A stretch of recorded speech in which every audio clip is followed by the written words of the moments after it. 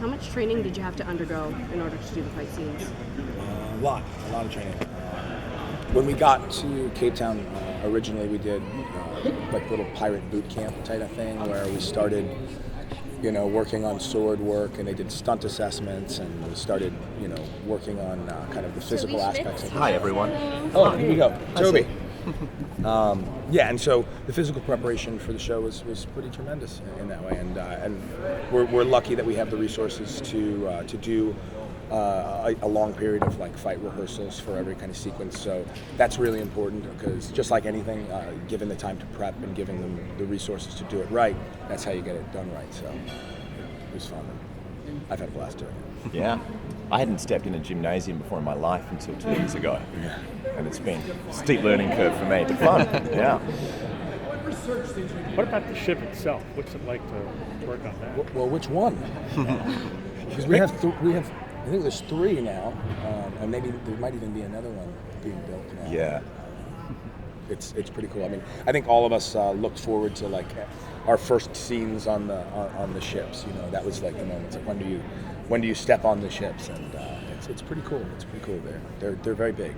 Of course, in season 1, our characters lose our ship really early on. Yeah. So we were kind of like, when are we going to get to do it? And we eventually do, but it's not as fun as it looks, in a way. And there's no shade, there's no way to kind of step off. And once they've got the gimbal going, a bit of seasickness kind of creeps in, as opposed to the kind of the cool of the brothel where I spent a lot of the first season. It's like I wasn't very happy to step out of it. Yeah, it's a very different environment on the ships. Our characters don't like being in the brothel. Yeah, but it's quite fun to shoot in there. Yes, definitely. I mean, I think that's one of the cool things about the show. There's so many kind of different little sets that we have, whether it's the ships, whether it's the brothel that's happening, and how different it is when you're working in each kind of environment. And yes, being outside in the ships is very warm, especially when you're wearing leather jackets and stuff. Yeah. So you're out of the brothel right away in the season this time? Oh well, it's too nice a part of the show to just abandon. No, it's not such a kind of a right angle turn. No, there's some segues, Yeah, and there's still business to be done on the island and in the brothel. Yeah. So is there a theme for season 2 as to where it's going, and as much as you guys know? Yeah. There must be sort of that kind of talk going on in the writers' room, but for me it felt like it was just, a pretty natural continuation. It's time to expand and develop, Yeah. And now that we can care about these characters, we can start doing some emotional stuff. Yeah, I think maybe you get a little bit more about what's driving these people to do what they're doing, if anything. More like what's motivating all these people to do. I mean, we just watched how hard the world was that they're living in season 1, so the kind of the motivations behind it seem to have that might be a big theme. Maybe. I like how you said before that they all have a different idea of what freedom and a new democracy might mean. Right? It's kind of it's a nice idea. Let's step outside the law and make our own laws, but what that utopia is for each of them is completely different. Yeah, it's like it's I guess it's like divergent. I mean, basically the only thing that they all have in common is that they don't want to be under those people's rule. That it's kind of that. Yeah. Well, don't you find pirates, that's the allure for regular folks like us? It's like you kind of live by your own code. That's besides right. being pursued and stuff, you kind of really don't have to follow the law. Well, You yeah. can defend yourself. Well, I think that's clearly something that's resonated about the show. For everyone who gets tired of dealing with the same old same, and that I think it's a good escape from the boxed in corporate environment. And the flip side of the same coin is that they had their own rules. Yes. They realized they couldn't just get everyone together outside the law and just have fun. They had to create their own laws.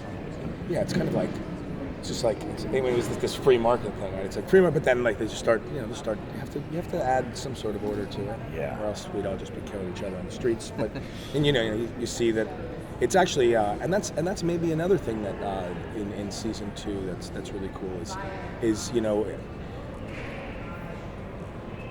we showed this place. I mean, is it lawless, and kind of getting the difference between a lawless environment and a society where things are structured, and playing with there's a lot of new characters that come in, and so I think you start to rearrange what you're thinking about people because you're seeing other people be more brutal or this or that, and so it's really I think it's interesting as the season goes on where you start kind of massaging what you think is like what you think is normal starts changing as the season goes on. I think a really nice example of how rules and laws creep in no matter what is that you have all these kind of, I don't know, criminals or cowboys or rock stars living outside society, yet it's still 1715 and they wear frock coats and corsets in this tropical heat that even these bad guys back then still had some sense of, I don't know. Social mores. Yeah, social mores, completely. I mean, these days in the tropics, or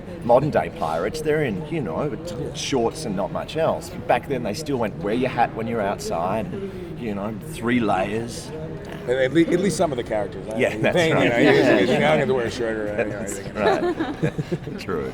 But you're still having a portable air conditioner blowing on you half the time, though. Anyway. No. That's not. Wow. That's not the set of Black Sails. No, the set of Black Sails is. I mean, it's obviously it's really fun, but it's a very physically demanding show, regardless of kind of what you're doing. No, it looks like you're. Like sometimes, like all that sweat is just real. us sweating. Yeah, and there's not really where to step off. It's a town they've built. Mm-hmm. It's so big. Yeah, it's not a sort of a studio situation where you can walk off back into your air-conditioned room.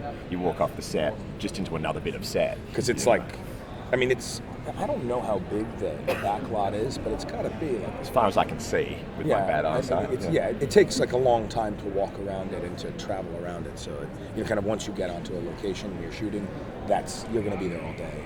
That's what you're going to be there till it's done because it's kind of one of those shows when you're working with so many people, you have to. Thank you very much. Thank you, guys. Thank you. Cheers.